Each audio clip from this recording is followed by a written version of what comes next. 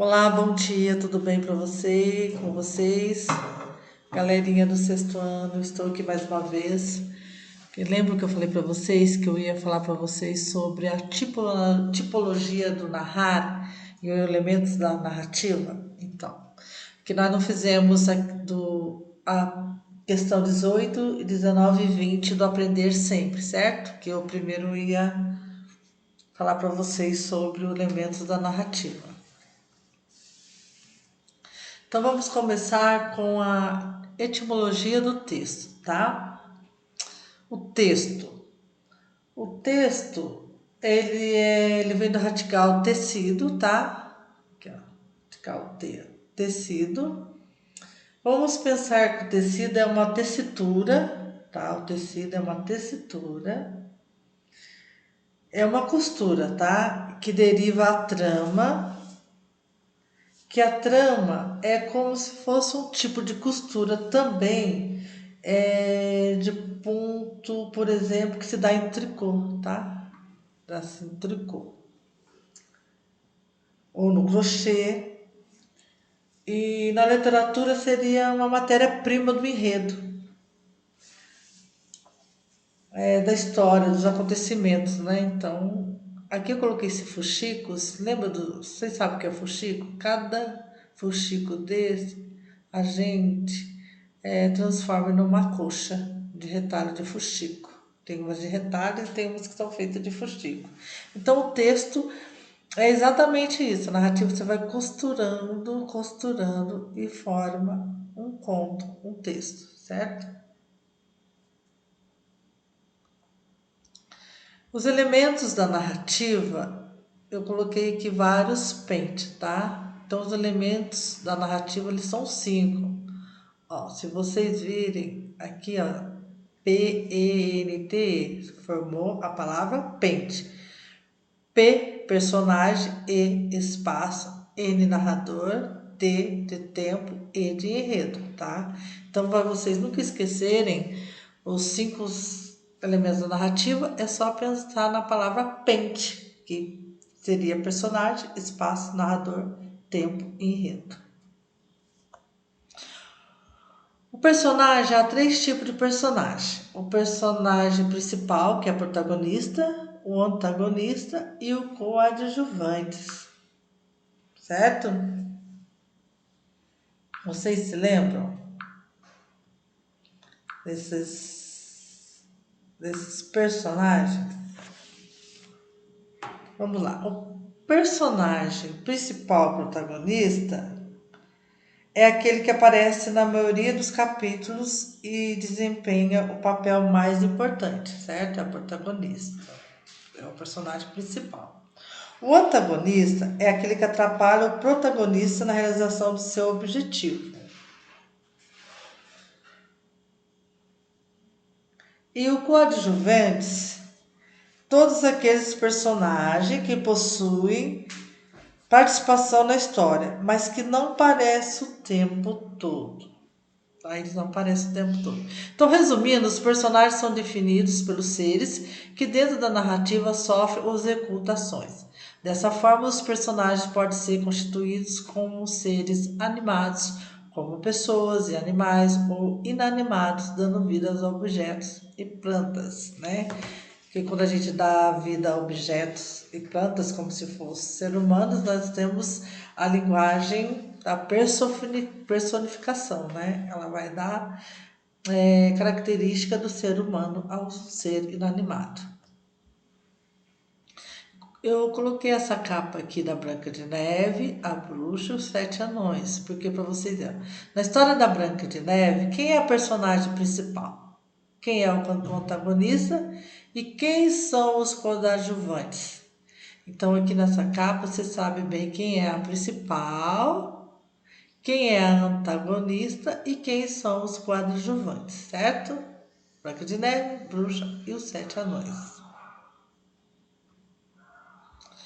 Depois nós vamos para o espaço. O espaço se refere ao lugar em que os personagens sofrem e executam as ações dentro do enredo. Ou seja, pode ser uma casa, rua, parque, etc. Porém, por ter a característica da narrativa curta, o espaço é reduzido.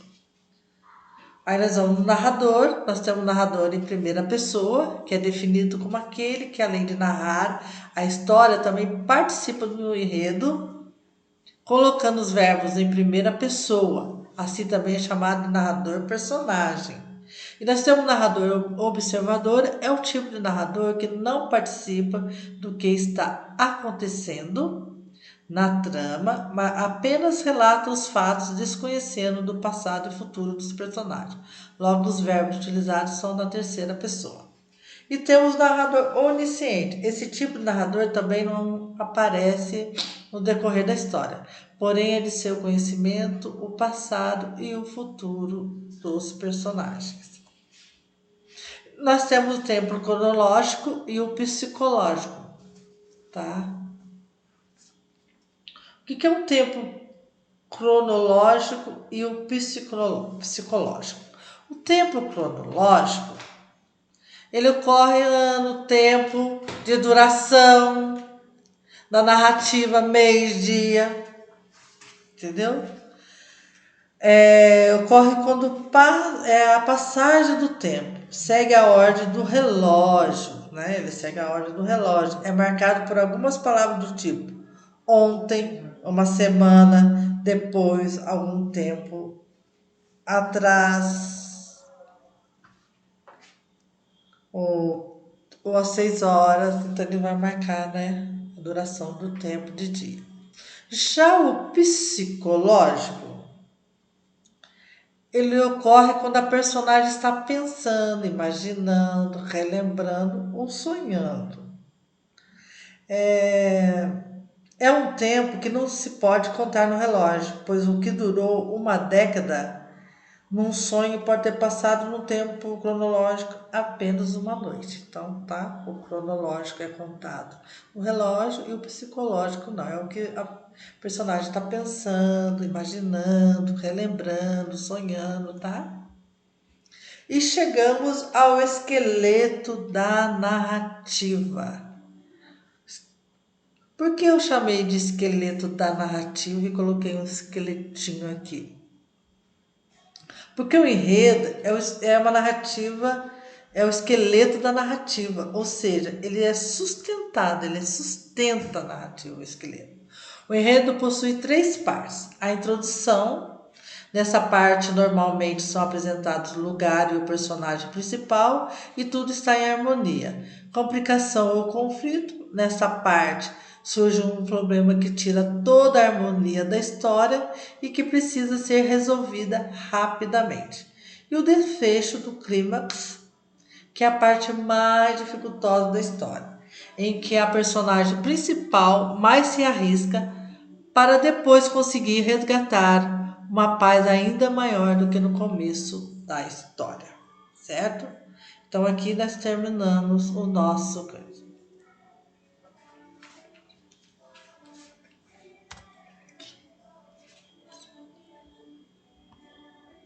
Agora nós vamos para o outro slide, que vai sobre o quê? Vai se falar sobre um resumo da biografia de Edgar Allan Poe. Por que eu coloquei essa pequena biografia dele? Porque os contos que estão escritos lá, um dos contos que vai estar aparecendo uma imagem do gato preto e coisa, vai ser do Allan Poe. Então, Edgar Allan Poe nasceu em 1809 e morreu em 1849. Foi um poeta, escritor, crítico literário e editor norte-americano. Autor do famoso poema O Corvo e também O Gato. É o que nós vamos ver aqui na Aprender Sempre o Gato Preto, tá? Escreveu contos sobre mistério, inaugurando um novo gênero e estilo na literatura. Edgar Allan Poe nasceu em Boston, nos Estados Unidos, no dia 19 de janeiro de 1809. Ele é filho de autores ambulantes. Quando tinha 1 ano, o pai deixou a casa e no ano seguinte a mãe faleceu. Com 2 anos foi adotado por um rico comerciante escocês, fez seus primeiros estudos em Glasgow, na Escócia, e em um internato em Londres, onde a família se estabeleceu. Em 1820, já estava de volta aos Estados Unidos, onde continuou os estudos em uma escola de Richmond, Virgínia. Em 1823, escreveu seus primeiros poemas. E aí, em 1826, ingressou na Universidade de Virgínia. Nessa época, envolveu-se com o jogo e álcool, tinha uma relação conflituosa com o pai adotivo. Aqui só foi um resumo, só para vocês saberem quem foi Edgar Allan Poe. Agora eu vou para ao aprender sempre.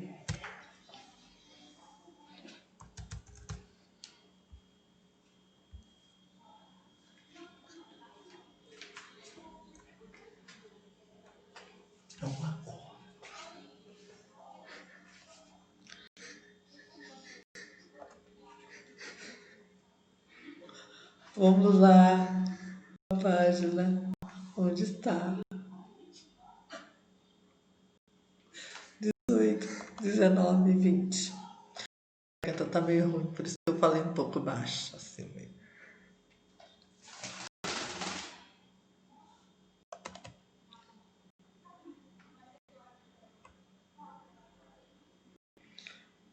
Essa vai ser a última, tá? Que nós vamos terminar, vou aprender sempre.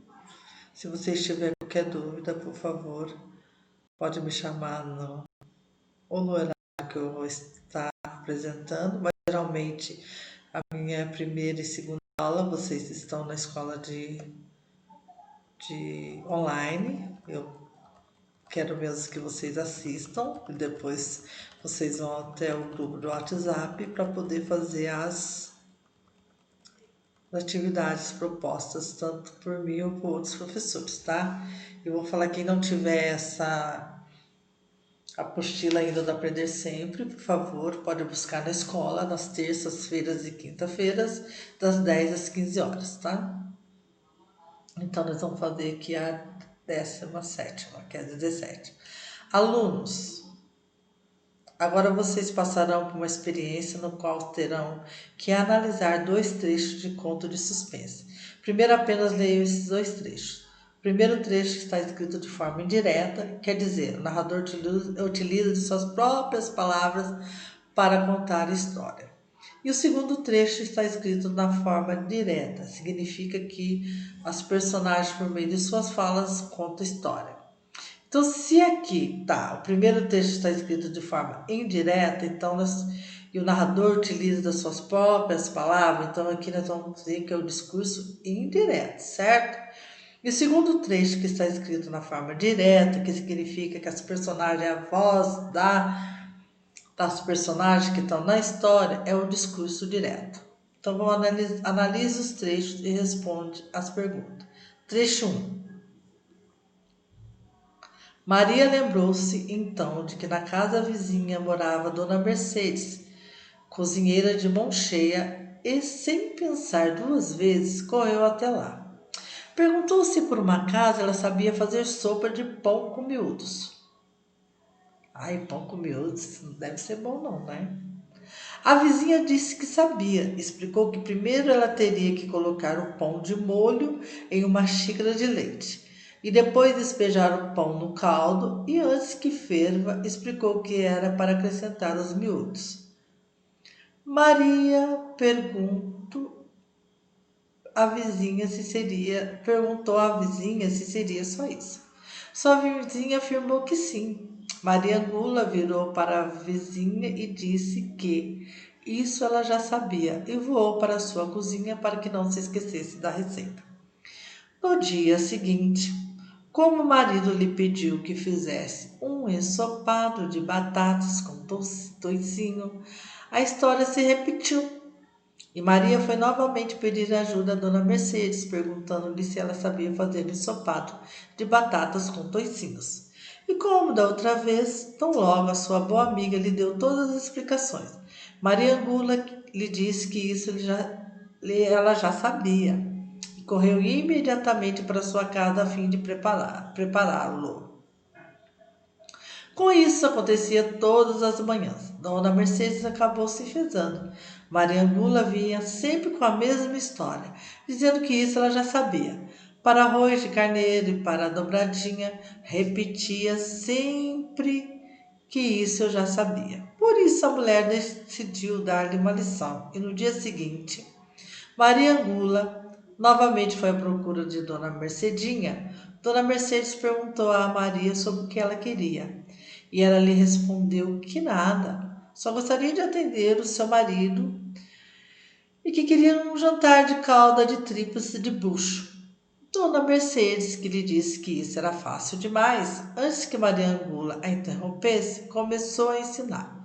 Falou para ir ao cemitério, levando um facão bem afiado.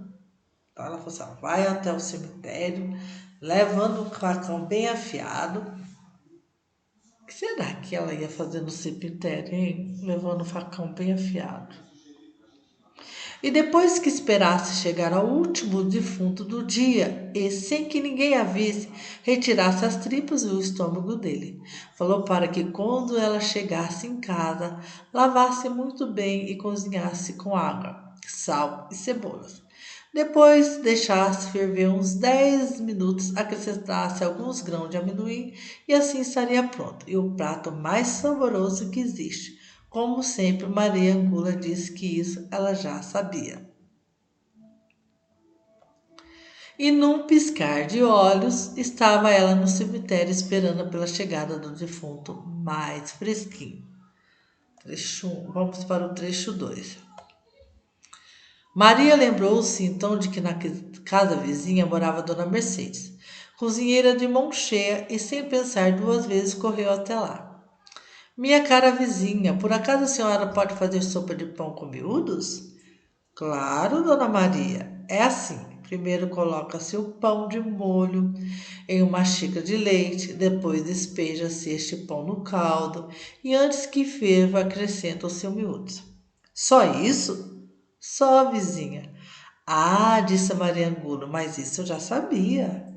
E vou para a sua cozinha a fim de não esquecer a receita.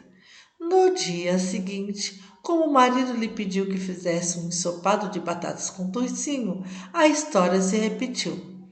Dona Mercedes, a senhora sabe como se faz um ensopado de batatas com toucinho?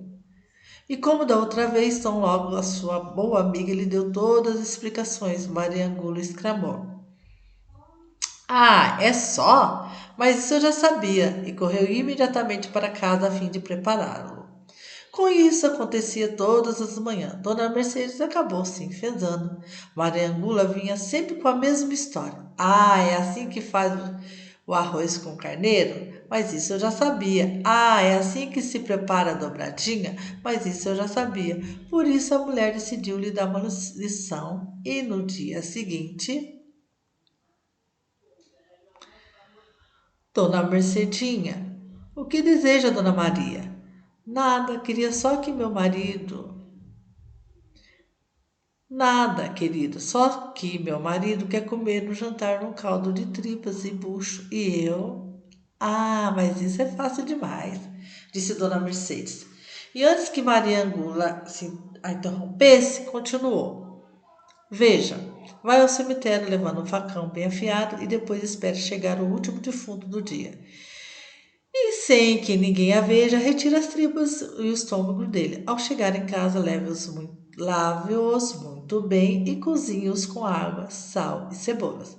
Depois que ferver uns 10 minutos, acrescente alguns grãos de amendoim e está pronto. É o prato mais saboroso que existe. Ah, disse como sempre Maria Angulo. É só, mas isso eu já sabia. E num piscar de olhos, estava ela no cemitério esperando pela chegada do defunto mais fresquinho.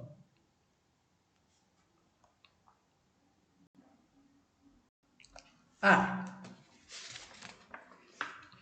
durante as leituras, os dois trechos, vocês encontram semelhanças, diferenças ou os dois? Então, nessa A é só para vocês escreverem se vocês encontraram semelhanças diferença ou tem os dois, tanto semelhança como diferença, tá? A B, que diferenças vocês notam quando comparam o trecho 1 com o trecho 2? Essa diferença causa algum efeito na leitura? Então, como eu tinha falado para vocês,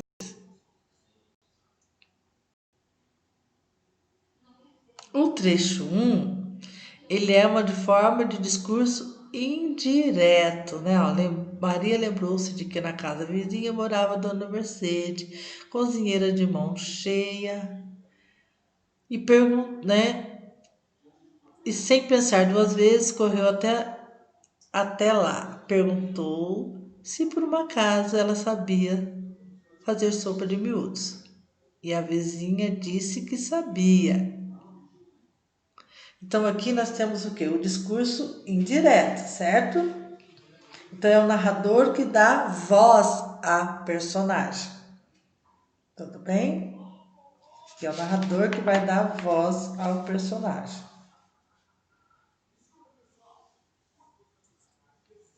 No texto 2, então uma das diferenças está aí, né? No texto 2, Maria lembrou-se também que a dona Mercedes podia ajudá-la, mas aqui nós temos os travessões, né? Em diálogos. O texto está em diálogo, né? Minha cara vizinha, por acaso a senhora sabe fazer sopa de pão com miúdos? Claro, dona Maria. É assim: primeiro coloca o seu pão de molho em uma xícara de leite, depois despeja-se este pão no caldo. Antes que ferva, acrescenta-se os miúdos. Só isso? Só, vizinha. Ah, disse Maria Angula, mas isso eu já sabia. Então aqui é o discurso direto. Então há uma diferença, né? O primeiro trecho, o trecho 1, discurso direto, esse é discurso direto. E aqui também nós vamos ver uma diferença, que eu vou mandar aqui, ó. Vamos ver aqui. Deixa eu...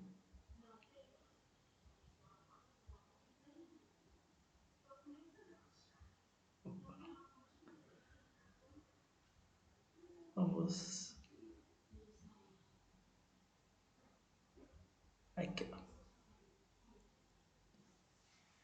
Fragmento extraído de Contos de Assombração, quarta edição da latino-americana. Então ele foi extraído.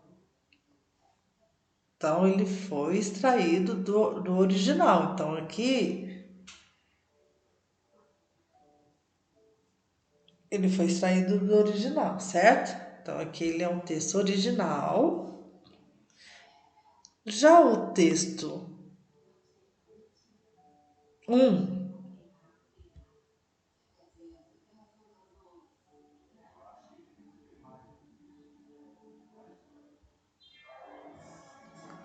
texto 1, ele foi o quê? Adaptado, né? Olha, vamos ver aqui, ó. Adaptado.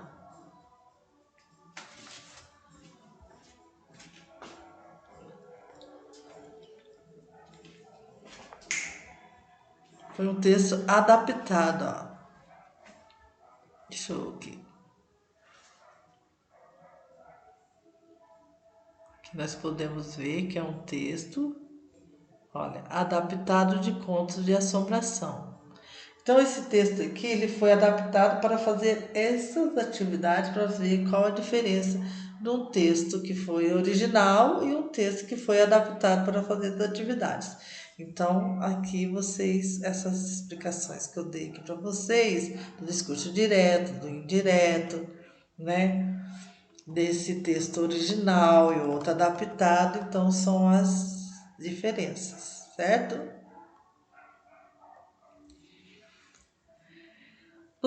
No trecho 1, quem fornece informações à leitora a respeito das intenções de Maria Angola? Então, no trecho 1, o que é o texto?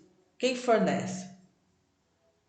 Se o texto 1 é uma de forma indireta, que é o discurso indireto, quem fornece é quem? É a personagem ou o narrador? Na D. No trecho 2, quem fornece as informações ao leitor a respeito das intenções de Maria Angula? Se é uma pessoa, é direto, então é um discurso direto.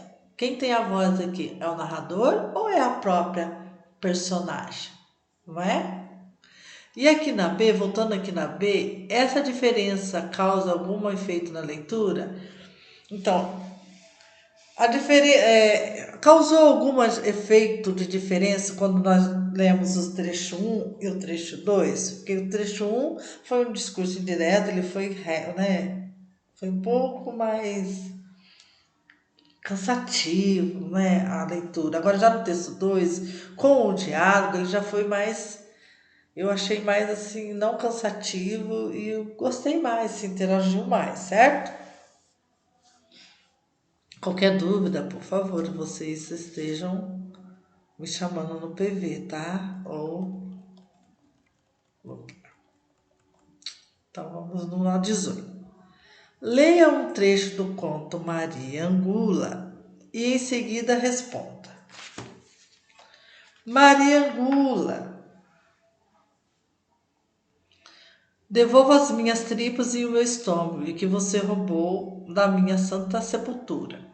Aterrorizada, escondeu-se debaixo das cobertas para não vê-lo, mas imediatamente sentiu umas mãos frias e ossudas puxarem-na pelas pernas e arrastarem-na gritando. Mariangula, devolva as minhas tripas e o meu estômago, que você roubou da minha santa sepultura. No conto Mariangula, a assombração apareceu para castigar uma pessoa. Que pessoa é essa? A. É a vizinha da Mariangula? B. É a voz que narra a história? C. É a Mariangula? Ou D. É o marido da Maria Angula? Angula, né? Então, quem estava aterrorizando? Foi uma assombração que estava aterrorizando, certo? Mas com quem essa assombração estava aterrorizando? A quem e com quem essa assombração estava falando? Então, se você é essa pessoa que ela estava falando, que ela estava castigando. Então, quem ela falou? Ó, Maria Gula, ela chamando. Maria Gula, devolva minhas tripas, o meu estômago, que você roubou da minha santa sepultura. Aterrorizada, quem estava aterrorizada? A assombração? Ou quem estava aterrorizada era a vizinha?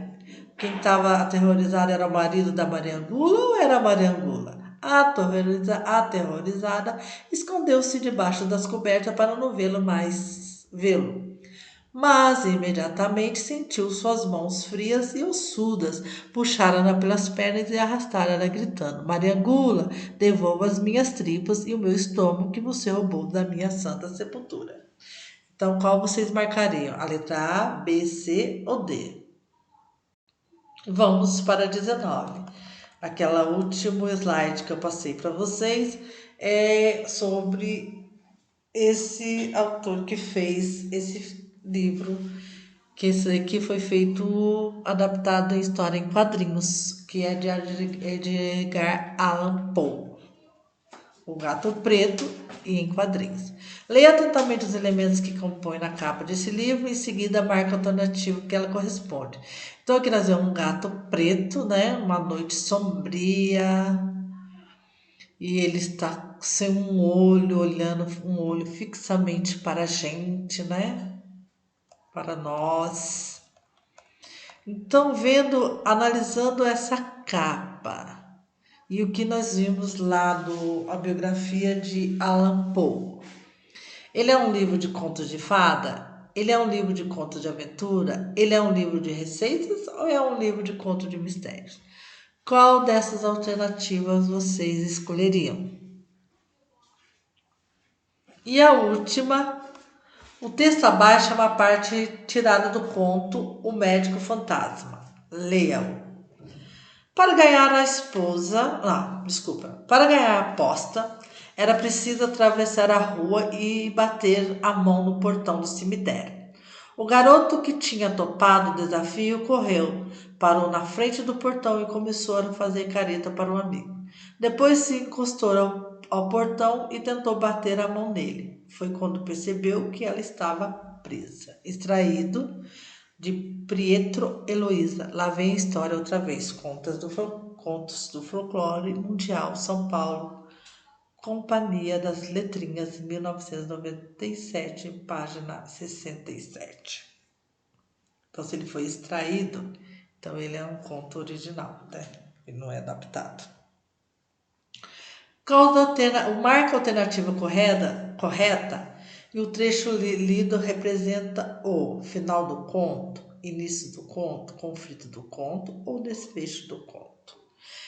Se vocês tiverem dúvida, vocês voltam lá naquela explicação do esqueleto, do enredo, né? Mas vamos lá. Seria o início do conto.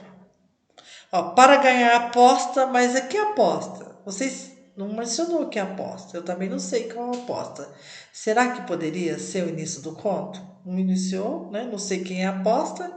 Então, podemos descartar, né? Não é o início do conto. Será que é... Porque a introdução, ela começa a história, né? No qual o autor representa os fatos iniciais. Ele revela os protagonistas, e demarca o tempo, o espaço. Então, para começar aqui, para ganhar a aposta, nós não sabemos quem foi essa aposta. Então, o início do conto não é. O clímax, ou desfecho do conto, o conflito do conto, ou clímax, porque o conflito do conto e o clímax são a mesma coisa, né? Então, o clímax ou desfecho do conto trata-se no momento da narrativa, aquele que dá maior tensão, no qual o conflito atinge o ponto máximo. E o desfecho do conto são conferidos a partir de uma única solução dos fatos apresentados. Lembrando que no final ele nos surpreende revelando o trágico, o cômico, o triste, entre outros, né? E o final do conto é que dá a conclusão todinha do final da história. Então, analisando aqui essa parte aqui, ó, para ganhar a aposta era preciso atravessar a rua e bater a mão no portão do cemitério. O garoto que tinha topado o desafio correu, parou na frente do portão, começou a fazer careta para o amigo.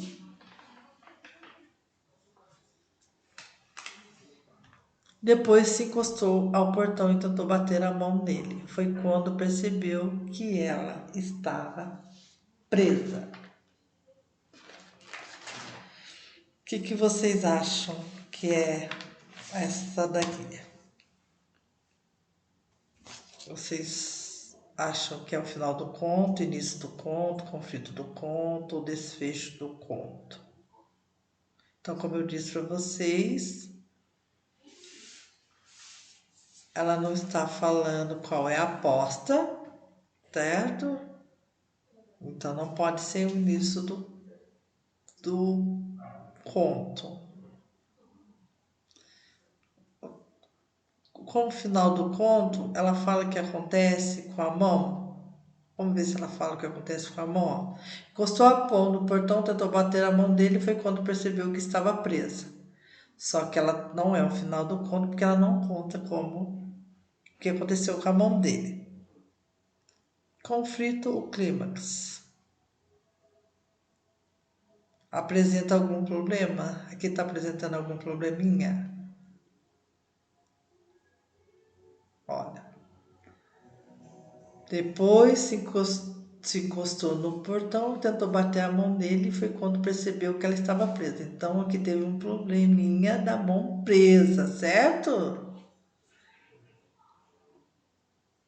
Então nós temos aqui começando um conflito para a gente ver, aí a gente tem que desmembrar esse conflito aqui, que aí nós vamos solucionar esse probleminha que ele bateu a mão e não sabia onde que estava presa, para ter o final, tá? Qualquer